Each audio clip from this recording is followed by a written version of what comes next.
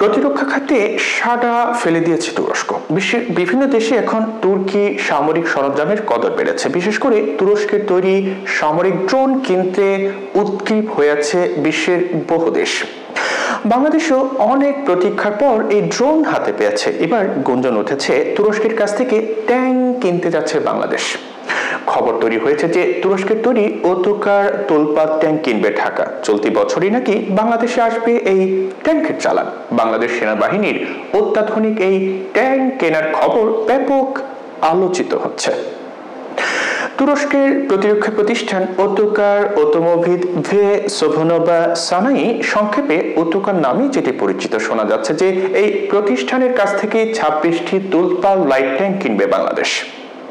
বলা হচ্ছে বাংলাদেশের সামরিক বাহিনীকে আধুনিকায়নের অংশ হিসেবে এমন পদক্ষেপ নেওয়া হয়েছে।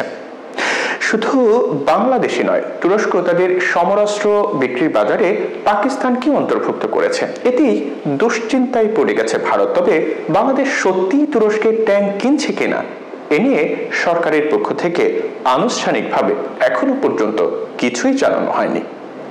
বাংলাদেশের তুর্কি ট্যাঙ্ক কেনার বিষয়টি শুক্রবারই প্রকাশ্যে আসে। এদিন ভারতের পররাষ্ট্র মন্ত্রণালয়ের সাপ্তাহিক ব্রিফিংয়ে মন্ত্রণালয়ের মুখপাত্র রণধীর জয়সওয়ালের কাছে এই বিষয়ে জানতে চান টাইমস নাও এর একজন সাংবাদিক।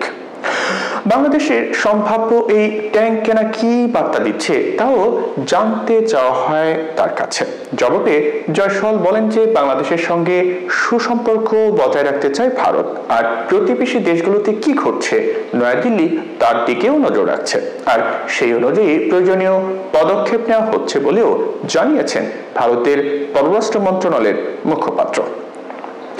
এখানে বলে রাখা ভালো যে তুরস্কের স্থলবাহিনীর পরিবর্তিত চাহিদার কথা মাথায় রেখে তোলপাত ট্যাঙ্কের ডিজাইন করা হয়েছে। এই ট্যাঙ্ক অ্যাম্বুলেন্স হিসেবেও ব্যবহার করা যায়। একটি তোলপাত ট্যাঙ্কের ওজন 30 থেকে 45 টন পর্যন্ত হতে পারে।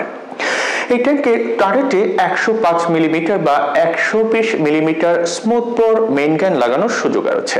পাশাপাশি একটি মেশিন গানও রয়েছে। এছাড়া এই ট্যাঙ্কে একটি রিমোট কন্ট্রোল উইপেন স্টেশন বা পিন্টল মাউন্টেড মেশিন গানও সংযুক্ত করা যায়।